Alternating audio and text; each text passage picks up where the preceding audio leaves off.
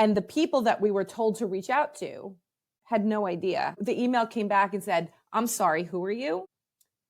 Or what is this tool and what is it supposed to do? Welcome to Customer Unsuccess, the podcast where we cut out the noise and talk with real leaders about their hardest lessons in customer success and other go-to-market motions. I'm your host, Joe DeGrande, and in each episode, we're going to unpack real challenges from real leaders, failed tech implementations, a strategy that didn't yield results, or difficult customers. But more importantly, we're going to take those lessons learned and share them with you so that way you can avoid those same mistakes with your team. So if you're in customer success, sales, or other go-to-market motions, stick around to hear from the best. Now let's dig into it. In today's episode, I'm joined by Shari Srebnick. We dig into a real what not to do story where a marquee deal gets signed and the AE jets off to Vegas to get married. And when Shari gets the account, the first reply is, who are you and what does this tool do? From there, she lays out tactics for smarter sales to CS handoffs, multi-threading the retention group, measuring cost to serve, and then also knowing when to walk away from a bad fit logo. I really enjoyed this conversation. I hope you do too. Now let's dive in. Should we kick this off? Sure, let's do it. Let's do it. Awesome. Well, Shari, thank you so much for coming on the Customer Unsuccess podcast. Thank you for having me. I'm excited to be here. Yeah, no, I'm excited because I'm sure we got tons of stories. And for those of you who don't know Shari, she's a customer success leader in the space with over 10 years of experience. So we're really excited to get her perspective on the show. And then obviously the stories. I think that's like the key thing here. And I know, like, Shari, when we were talking a lot about, obviously, and this is interesting too, because customer success is at actually a pivotal point where it's becoming more of a revenue function and so on, but there still needs to be that alignment with the sales organization, right? And I think like we've all had our fair share of stories of working with different sales leaders or sales reps. But I'm curious, I know you have on the docket a pretty interesting story about your time when you got an account kind of thrown on your lap when someone was potentially about to go on their wedding in Vegas. Is that right? Oh gosh. So, well, let's start here. I think, we know that the alignment between sales and customer success is incredibly important, right? I mean, if let's be honest, I think all of the major functions of go-to-market really need to be aligned: sales, customer success, marketing, product. Everyone should really be aligned around the customer. But we know sales and CS, especially when it comes to closing a deal, getting them in the door, the handoff. And I know some people are allergic to handoffs or want to call it something else, but for lack of anything else, there is a handoff, right? But that alignment is so important, not just for internal purposes, for making sure that everyone understands what needs to happen next, but it also impacts the experience the customer has, right? If they've just bought something and they're, I dare say, excited, because I don't know anyone that's super excited over like a software purchase, but they're enthusiastic. It's going to help. They bought it to solve a business problem, whether it's to make money, save money, mitigate risk, efficiency, whatever. All of those things tie together. But you want to build on that momentum. And you certainly don't want that if they've had a good experience in their buying journey so far, that now once they've signed the contract, things start to fall apart. And that's going to raise some eyebrows. Or the company that they just invested in, it looks like their employees, like no one is talking to each other, to one another. And there's miscommunication and they're hearing different things from different people. And it didn't, like, expectations weren't properly managed. Now they're going to be like, what? Like, what did I just invest in? And decisions to churn are often made in the first 90 days and not the last. So all of these things that happen, they just become, another little like tick mark in the negative box of why they might not renew, or how this is, that leaves a bad taste in people's mouth. So anyhow, that the alignment between sales and CS, like it makes, like I said, it becomes a bigger issue. Like I said, customers struggle to achieve their outcomes and you'll experience higher churn. Two big things, customer and company, right? So to get to that story, now that I've pontificated enough about all of that, which we could certainly talk about for a lot longer. this story. So this is a perfect example of what not to do. Sure. And I'm still friends with this person, so we're good. So this was a story. Deal comes in. Sales is like, let's ring the bell, pop the champagne, make it rain, all the things, right? So big logo, like major name, sounds exciting. And this person basically brought it in the door, said like no one, somehow it was like under the radar on the pipeline. And it was like, look what I just brought in, dropped the mic, like signed the deal, dropped the mic and walked out to go get married, go to Vegas and get married. Right. Sure. So, okay, this deal comes in the door. No one really knew about it, like totally flew under the radar. And I was going to assign CSM and figure this out. So we started the outreach to make the introduction and, get the kickoff, like contract sign, let's move, like, right. Let's do the things that we need to do. And the people that we were told to reach out to had no idea. The email came back and said, I'm sorry, who are you? Oof. Or what is this tool and what is it supposed to do? Turns out that the AE only ever talked to one person in the deal. There wasn't even a buying group. So this is going back a few years because we know there are definitely buying groups now, right? Sure. One person. That person was never going to be the one to use this tool. That person never brought anybody else in, like any people that would be the end users, maybe one or two like power users, your champion stakeholder person, brought no one else in. I would also put that responsibility on the seller. The seller did not ask to have anybody else in. True. Who else will be using it? Who else should we bring into these meetings? Who else would this impact? Nothing. They spoke to one person who, again, was only going to be the one that signed the contract, but never going to be the one to use it. Wow. So as you can expect, that was not good. Yeah, just of course. Not good.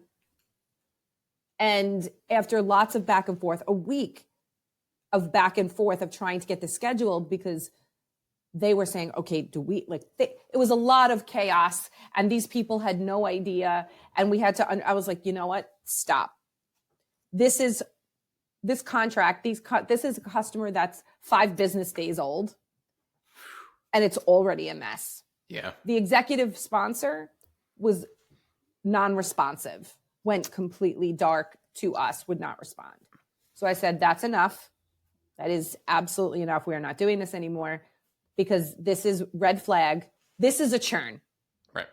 And this is going to sit on my forecast and my books, and I'm not having it. Absolutely not. It was also still, like I said, 5 business days old. This wasn't 3 months down the road. But I was like, we're taking action. We need to fix this now before this gets any bad. Now, I also worked for a smaller tech company, like 250 people. So we weren't huge. It wasn't abnormal to email the CEO. Sure. You know what I'm saying? You're all pretty close at that point. So I sent an email to the CEO and the VP of sales outlining, I did not want to place blame. I was very careful about that because finger pointing helps no one. This is the situation with this client. This will churn.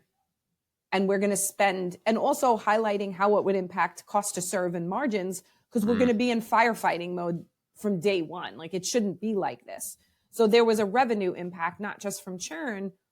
We would never make back, the customer acquisition cost. This customer would never be profitable. It would end up being a loss across the board, right? Wouldn't earn back our CAC. We wouldn't break even. There wouldn't be nothing. So I was like, there has to be something done about this. So again, I emailed the CEO, I emailed the VP of sales and outlined the situation. And I said, we need to be able to fix this. We can't continue on this way. I'm like, because now we're already eroding time to value. Yep. We haven't even had a kickoff yet. Let's just say my CEO was not happy. It basically, and I CC'd like the AE, so he was aware. all of these things. Nothing, everything was done above board and no finger pointing. And it basically, the CEO was like, okay, seller, and said, you need to do X and Y, and like lined up what he expected. And he's like, I want you to be reporting back to me after every single one of these things. Wow. And that's, I mean, it got handled. And it also, in a way, this client was a mess the entire time. And we should have divorced them around renewal time, but we did not. And so they had a lot of, that was also a window into how unorganized that organization was. And we should have looked at it like that as well. So hindsight's 2020. But the silver lining of that was what not to do. Sure. And it helped us realign and revamp some existing processes and create some guidelines that didn't exist before that led to something like this happening. That's awesome. And I'm taking a ton of notes because there's a lot of good nuggets that I want to kind of take apart here. I guess talk to me about while we're on this topic, talk to me about some of these processes, right? Because we're talking about a number of different factors. We're talking about, the benefits of multi-threading, whether that's post-sale, pre-sale. Obviously we're talking pre-sale in this case, but I'm curious about high level, some of the processes that you put in place to kind of avoid, this down the road from coming up. Yeah. Well, the first thing we did was revisit the sales to CS handoff and where were the gaps? Was it too complicated? And did we need to pare it back and make it just, super specific? Think about a regular playbook in CS. Some people go crazy and there's 10 and 15 steps. Most of the time you don't need it to be that scripted. True. Maybe you highlight, it's got to be 2 or 3 bullet points at most, and just highlighting the high level things that need to happen. Because with any of these things, you don't want to script it to the nth degree. You want to give people some flexibility to use their brain, to use critical thinking, and, employ their own knowledge. So you want to give people flexibility and also agency. So I don't think over scripting it. So we looked at it to say, and it was a good exercise to say, is this over scripted? Or is it too pared back and almost too flexible where people can decide to use their own, too much of their own ideas. So there's no consistency either. Right. Which also impedes how we measure it. Can you measure the success of these handoffs, right? What does that look like? Because if you've got churn somewhere along the line, or there's lack of adoption, do we want to look at onboarding? Can we trace it back to preparing them for engagement? As we're getting closer to the close, we know this is closing, it just hasn't closed yet. So how are we setting the customer up for success before they even sign the contract? All of those things, and how the teams interact with one another. So it forced us to take a little bit of a magnifying glass to some of that so that we could better understand where there were gaps. So that first thing was the sales to CS handoff. And the good part about it was, I started scripting it myself, but then I brought in my VP of sales. And nice. I said, you take a look at this, make some edits. And then we collaborated on the final product. And he invited me. He didn't just share it in his meeting, hey team, you have to do this. And here's the slide, and it goes in our big book, right, kind of thing, our big book of enablement. Of course. He invited me to his team meeting, and we presented it together. So it wasn't, hey, let me tell you sellers what you need to do now. Sure. It was a joint presentation to show that we were aligned and how it actually helps both of us. So we outlined some of the things to make sure they were asking the right questions based on what we would need to know in the handoff.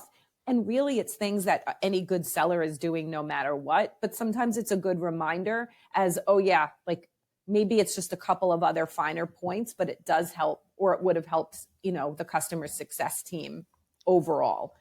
So we highlighted that. It was, this is not adding to your work. It should actually help you make sure you get the right information, or a reminder to get it. And we present it. So that that really did help. And I would say that the handoffs from there were not just, because we did we decided to have not just here's the handoff document or here's some fields in Salesforce that you have to fill out. It was more than that. We had an internal kickoff, 30 minutes, and it was, the transfer of information and really to help build not just sort of like the joint success plan for onboarding, but also to help build between the seller and the CSM to build the account plan, which is an internal document, right? Sure. What do we need to know about this account and how do we need to, what are the levers we can pull to grow it? So it was a little bit of an exercise in both, like the account plan, building the success plan, the transfer of information. And it also helped build the relationship or improve the relationship between the two teams. Because now it's not just, it's a brain dump from the seller. Right. It's a dialogue. It's a back and forth dialogue. And it sounds like a lot. It wasn't. It was, it can be a 15-minute meeting, whatever, or 30 minutes, but we have to have it. And that made things, and that was really for the strategic accounts. For like your long tail stuff, we scaled that, of course. Yeah, of course. But for the bigger accounts, there was definitely the internal kickoff that needed to happen. And then as soon as that was over, the email went out, which we created templates for to make it easier for everybody, from the seller to the client, introducing the CSM and setting up the partnership kickoff. And this all happened even almost right before close. Like we were starting to put that together. So everything happened really quickly. So within 24 hours of the contract being signed, and some of it was like, hey, finance doesn't want you to do anything until it's officially official. Sure. And legal too. So, but it's within 24 hours of the contract being signed, the welcome and introduction email went out. So it was a good process improvement. That's awesome. No, I love this. And I think what's really interesting though, and I think we don't talk more about, it sounds like it's actually two people really, at least from, hearing the story, right? You had the backing of your CEO to like identify, hey, this is a problem, which, takes a lot, right? Like for them to acknowledge that. But also too, I think by putting these processes in place, you needed that buy-in from your VP of sales. And it sounds like, again, like not only did he help, he or she, I didn't catch that. But the point is, like, as far as building out that process, they had some influence. So they had skin in the game essentially in order to like share it to the team, and then gave you the opportunity to kind of speak. Well, the CEO, keep in mind, the CEO was only brought into that one deal. We don't need to involve him in the minutia of the day-to-day, right? Sure.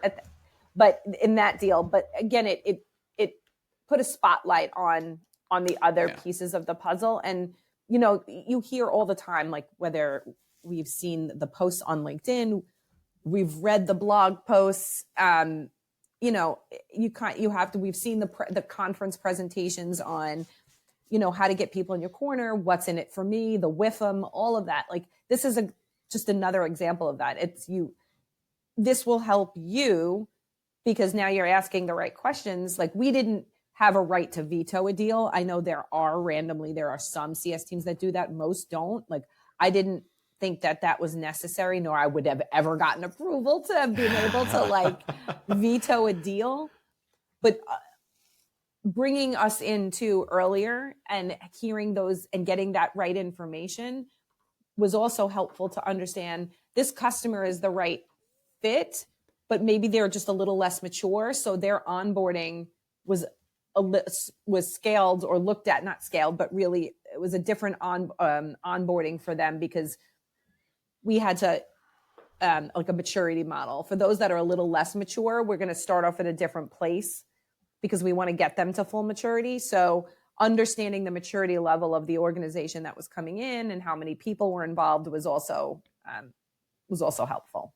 That's interesting. So you're saying in this particular example, because I know we were talking about it, like it sound like, is it a maturity issue or is it more just like it was just strictly just not a fit? I mean, there's a lot of things going on, obviously, but like in terms of the handoff, but like in this particular instance, that customer,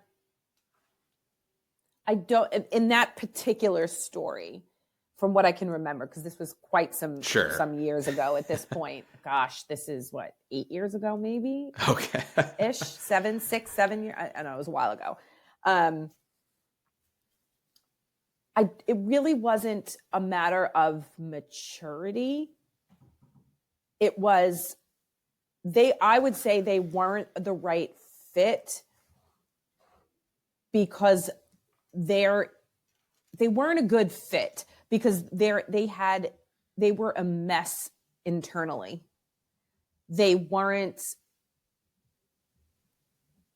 no one was in alignment or agreement on anything. They often got into arguments with each other on our calls. People didn't respond to emails, and there was quite a bit of turnover, and there was a lot of tension and friction within their organization. So it's very hard to work with a company that doesn't, they are not sitting at the table with us, right? Like they are not, we can't partner with them because they don't show up to be a partner. Right. And and when they did, they were just, don't call me, I'll call you. And then they would have a random question that couldn't necessarily be answered yes or no in an email. So, you have ways to respond at the time, like a Loom video will give some context if they don't want to get on a call, because who wants to get on a call for every little thing? Sure. And again, this is way back before we were really talking about a lot of scale. Right. But they weren't the right fit because they were going to cost too much to serve. And because of their own internal disaster, and they were always going to be at risk no matter what. And we kept them at solid red all the time. And there were some heroics that needed to be gone, that were gone through. Is that grammatically correct? I don't know. There was some heroics to get them to renew, with some work that we did that I'll just say that it cost us more to keep them.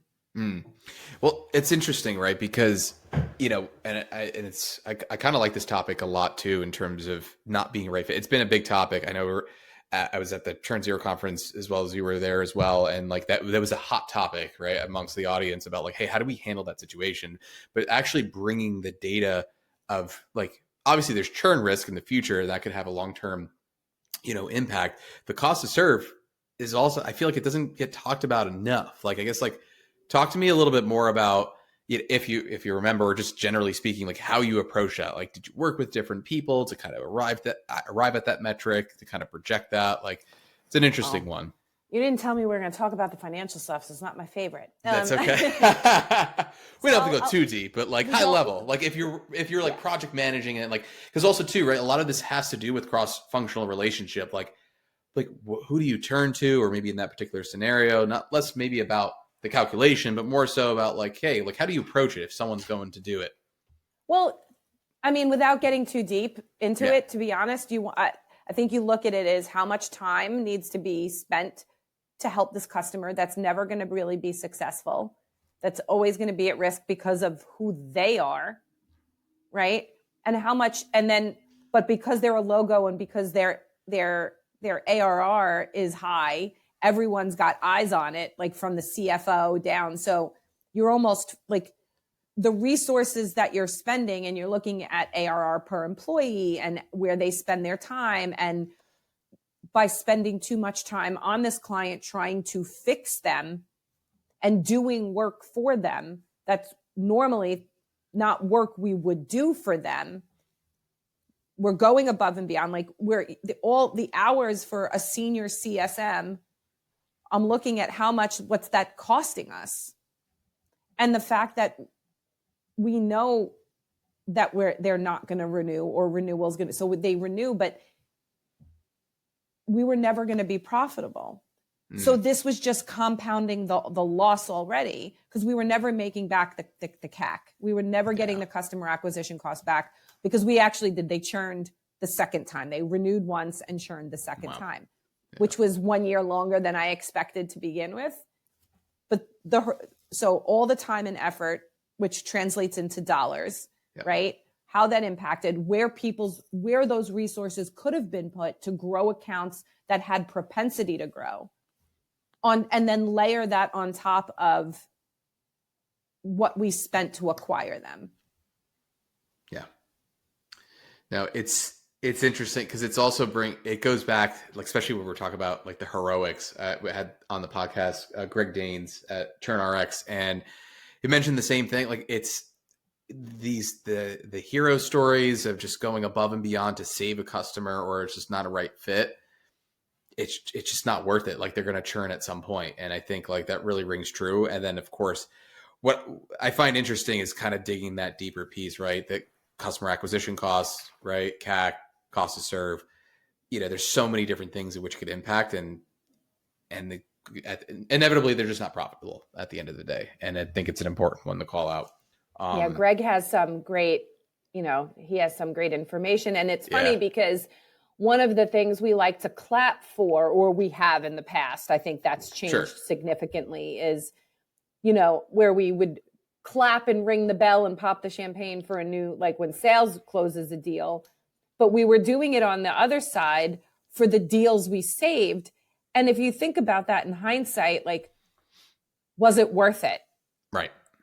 Were we clapping for the wrong things? Because, it's kind of like, my analogies are pretty bad usually, but you don't reward behavior you don't want to continue to see, right? Like if you have a kid and they're cursing up a storm, which quite frankly is funny from like a toddler, because amazingly, they always seem to use the words in the right context. And the which shows you that they're not, they're smarter than we may think they are at that age. But nevertheless, it's, if we don't want them to keep using those words, you don't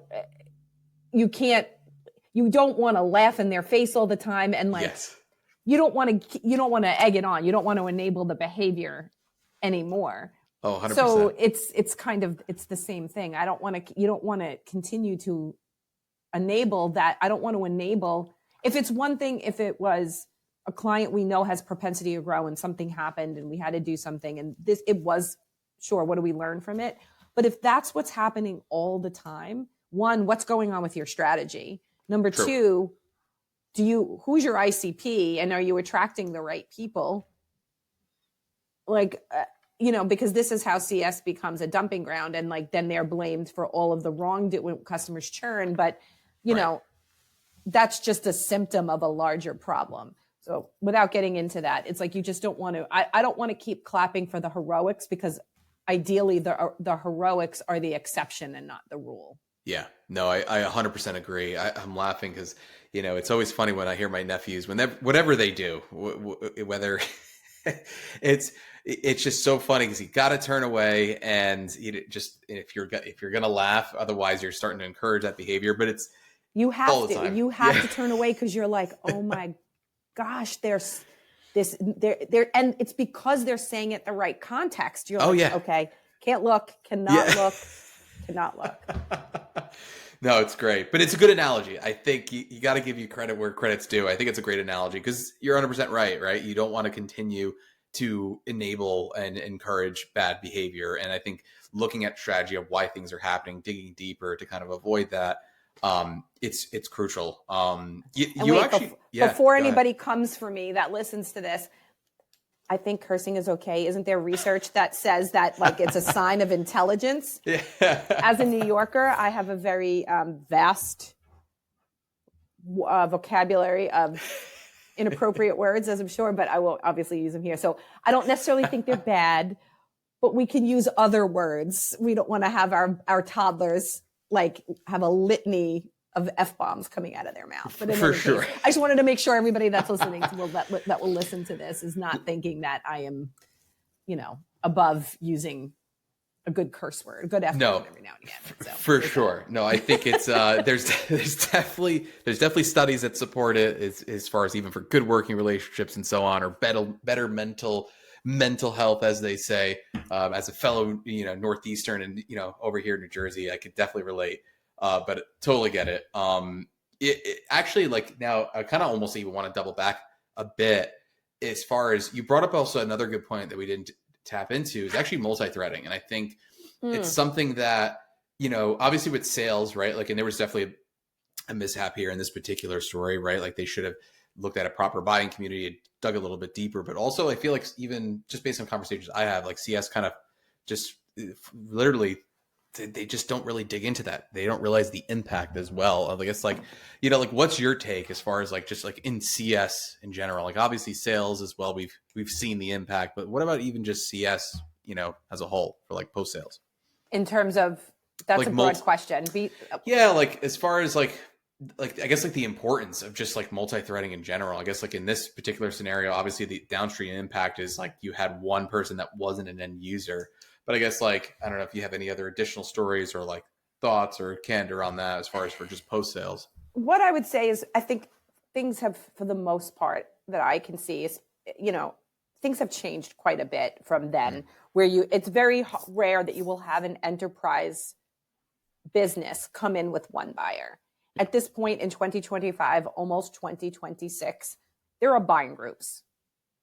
Every technology or service purchase involves a few people, right? More than a few people in some cases. Sure. And then when they become a customer, you can look at it. I mean, lots of people like to call the post-sale, next sale, whatever. It's fine.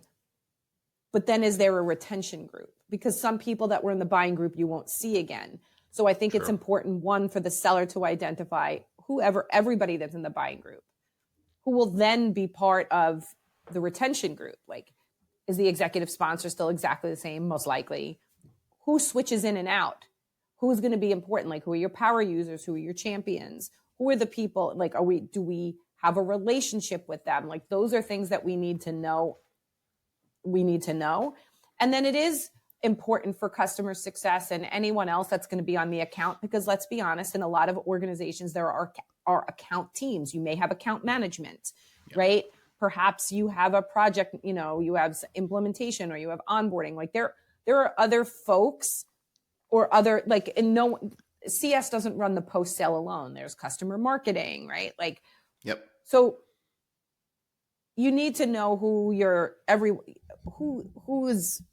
the right person for who and who's going to be involved. And then who out of those people, who's got influence over the renewal, right? Who's the one that signs the renewal? Who are the people that have influence? Maybe, and then who are the people who don't? Because sometimes, and I've seen this before, CSMs get caught up with the person that talks to them the most and is friendliest, and they have absolutely zero pull when it comes to the renewal, and they spend too much time with the wrong people. So I think it's important from as early on as possible to understand who those are. And if you are using a customer success platform, they have almost all of the vendors have some really smart multi-threading capabilities so that you can see who your contacts are, but having like AI enabled like heat maps where you have engagement gaps, where, if people change jobs, some of them are pulling data from, external sources. So it's good to understand those pieces so you can make sure you have the right people in play. And a lot of those executives you're not talking to all the time anyway, right? Maybe they're just included like the EBR, but it's so important because all of these buying decisions, because again, the renewal is a repurchase, right? You are repurchasing something. It's another sale. It is really another sale. And you need to know who the players are and who's important and who can push things forward and who's going to sign those things. Like you have to know the people involved. 100%. Yeah, I think it's definitely the best way to put it. Like I think you just said at the end, it's just like, hey, it's another sale. And I think a lot of CS professionals can forget that. I think the other key point too, and I've seen this a lot as well, where you'll have CSMs working single threaded with the day-to-day contact. And in reality, they don't have the pull in order to get that deal across the line. Like they might have say, but again, how much it goes back to like the CEO or whoever's signing off. What is the revenue impact?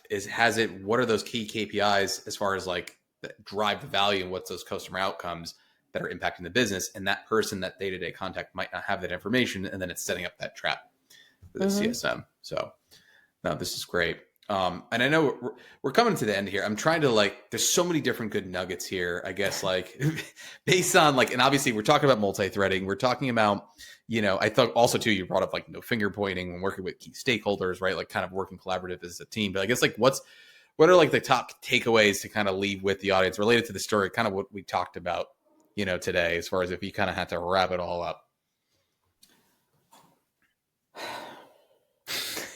It's a loaded one. I'm trying, what would I say? Well, I think, we all know that we need to be aligned with the other teams. Yeah. And because when you're effectively aligned, you really you're going to help drive positive business outcomes for both the customer and the company. And that's the goal at the end of the day, right? Sure. We want our company to succeed and we want our customers to succeed. They're kind of connected, Yeah, of course. There's a little bit of connection there. So I think it's important to outline, make sure, are you really rowing in the right direction, right? Are you aligned on goals and metrics? I won't talk about things like compensation because that's a whole other conversation, but I do think part of alignment on those things does involve conversations. But you can look at processes, right? Do you have to establish a new one? Do you have to upgrade, revise like the one I did, relook at some of our sales to CS handoff and some other pieces of that puzzle to make sure it's doing what it's supposed to do? And also, what's the outcome we're looking for from it? Because we want to be able to measure the success of it, right? What does that look like? Always tie it back. Start with the outcome and work backwards and tie it to some kind of pillar of value, what is supposed to happen. Establish a RACI, what are the swim lanes for folks?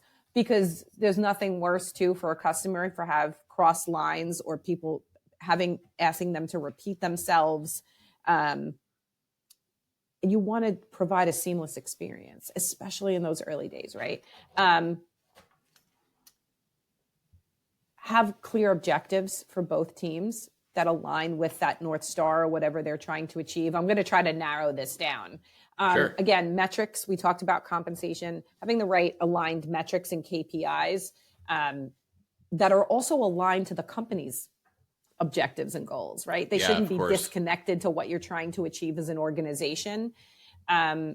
Sharing insights back and forth.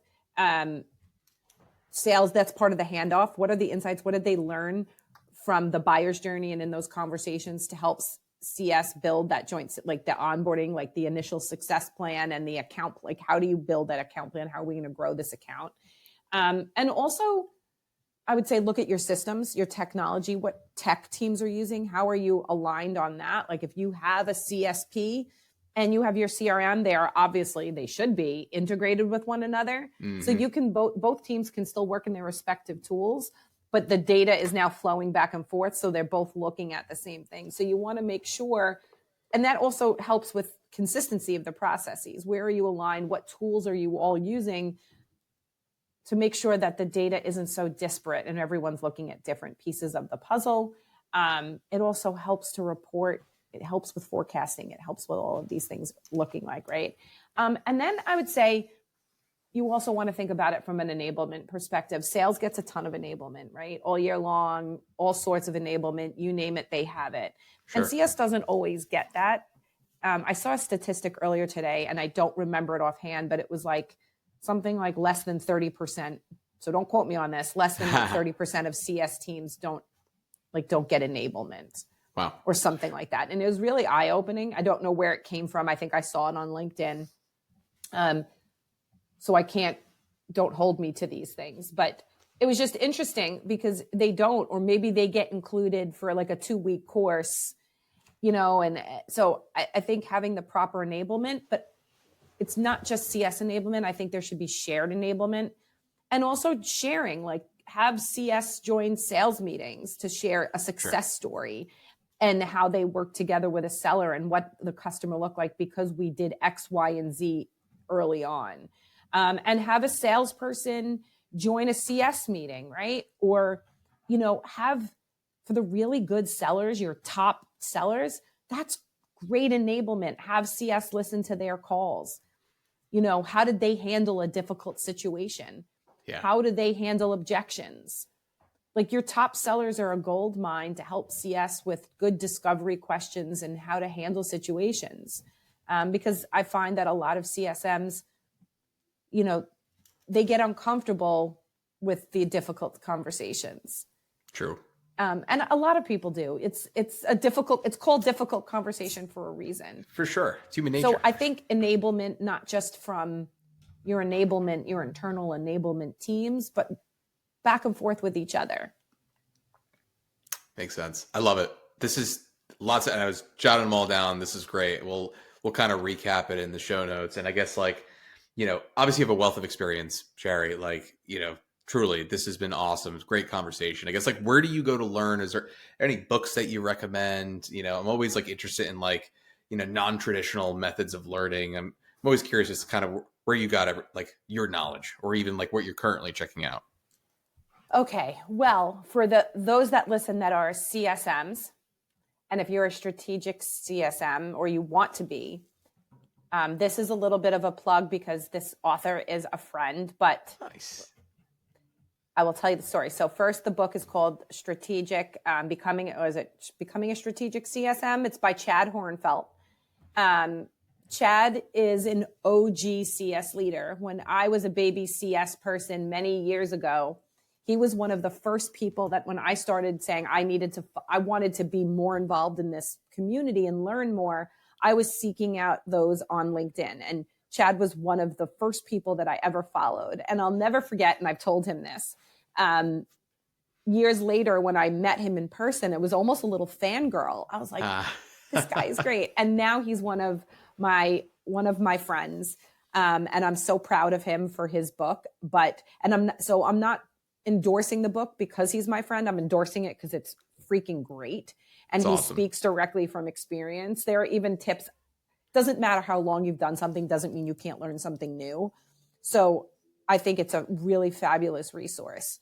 A lot of things I learned on my own, some of the books that I read in the past were the customer success books by Nick Mehta.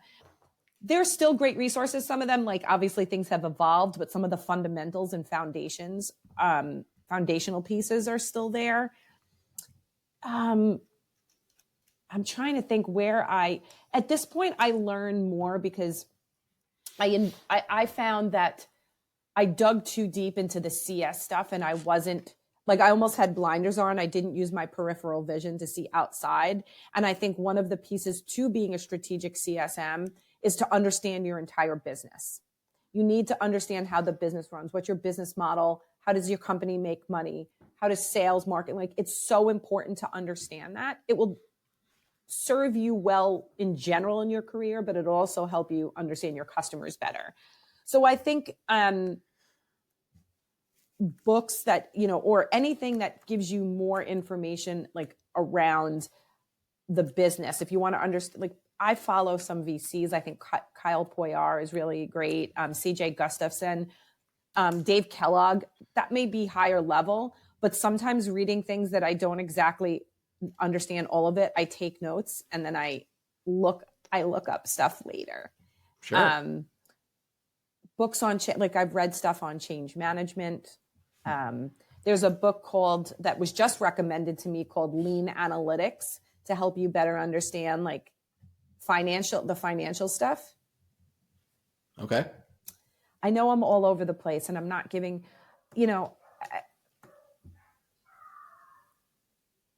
those are the things that I read early on. And I think there are some great people to follow. LinkedIn can be a little noisy, but there are some great follows out there. Christy Falteruso, everyone's shocked that I said that. Rachel Provan, Jan Young, Dan Ennis. oh gosh, I'm going to miss so many people. I mean, look at all the top 25 influencers you post. There are just so many super smart people that you could follow. But I would say try to understand the business. Yeah. I did not give you any specific books or anything. No, you did. No, this is great. Great leaders. I'm also not a big fan of a business book in the sense of like, I'm not curling up on my couch on a Saturday night with a glass of wine reading a business book. That's just not happening. I will get 3 sentences in, read them 74 times and close it. Yeah. So I use those books and I read chapters where it applies to me. For sure. And how it applies to me and where it might be. And that's how I use them. I use them as a reference guide. Yeah. No, and I think it's a good point though, because like a good example of that digital CS, digital customer success book, and even the customer success book from Nick Mehta, both of them, little nuggets here and there, whatever's relevant to you. And go ahead. Yes. I'm going to give you one more book. Yeah. And I was just Googling because I was like, who's the author? Sure. I love this book. And this isn't specifically about business, but this was, it's kind of it is a management book. It's called Impact Players. It was a Wall Street Journal bestseller. I've had it for years. And it says, it's called Impact Players, How to Take the Lead, Play Bigger, and Multiply Your Impact. And it says, increase your leadership, influence, and impact at work. And it's by Liz Wiseman. She also wrote a book called Multipliers. She was an executive, I forget where, but she answers, she talks about what impact players are. She's now a researcher and an executive advisor. She's CEO of her Wiseman Group. Her website is impactplayersbook.com. But this is a great book because there's a quiz you can take and it helps you understand perhaps where you have gaps and how to have better impact at work. So I think it's twofold. I think it's understanding how to have impact so you're not, the jack of all trades and master of none. Sure. Right? And how to advance your career, and then learning more about the business model, and thinking about it from that perspective. It's not just what you do every day, how what your job impacts your team, impacts the company. Understand where you sit in all of that. And I think that's really important. I think there's plenty of information out there for anybody on customer success, but I would say don't silo yourself into that and expand outwards. No, I think it's a good point. I think there's a lot of other business books that could be relevant, to customer success. And we'll definitely add this to the show notes, Impact Players by Liz Wiseman, and then a few others that you mentioned. I know the Strategic Customer Success Manager by Chad, and this is great. All great recommendations. We'll be sure to include it for the audience. But I guess without, to wrap up, where can everybody find you, Shari? They want to connect. Here in my apartment. No, don't. That's weird. That's weird. No, you can find me on LinkedIn, Shari Srebnick, Srebnick. I know that spelling throws people off. I am there. I almost always respond to my DMs, maybe not as timely as you would like. I'm getting bad about that, but I always respond no matter what. You can connect with me there. I love connecting with new folks. And expanding my horizon. You don't have to be in CS to connect with me because I don't limit myself to just that. So expand your feed on LinkedIn. I would give you that advice too. So you can find me. That's where you can find me. Awesome. No, good stuff. Well, I really enjoyed the conversation today, Shari. We'll add those links into the description as well. But thanks so much for the awesome conversation. This is awesome. Thank you. Thank you. I'm excited to have been come on the podcast and talk about stuff that I actually like to talk about. It's always nice, right? It's always reassuring. This was fun. That's a wrap for today's episode. Thanks so much for listening. If you got some value from this conversation, hit subscribe, leave a rating and review, and share it with someone who's also out there trying to build a better customer success or go-to-market strategy, even if it's messy along the way. And if you want more frameworks, tools, automated playbooks, check out jodastechtouch.com and subscribe to our newsletter. That link is in the description. Thanks so much for being here. Keep building, keep learning, and I'll catch you on the next one. Quick note before we wrap, this podcast is for educational and informational purposes only. The ideas and opinions shared here are of my own or those of my guests, and don't reflect the views of any current or former employers, clients, or partners. We might reference tools, platforms, or companies, but nothing shared here should be taken as fact, endorsement, or criticism. Do your own research and always consult your team or legal counsel when making any business decisions. This content is not legal, financial, or business advice. It's just us sharing what's worked, what hasn't, and how we've learned from both. So thanks again for joining us. We'll see you next time.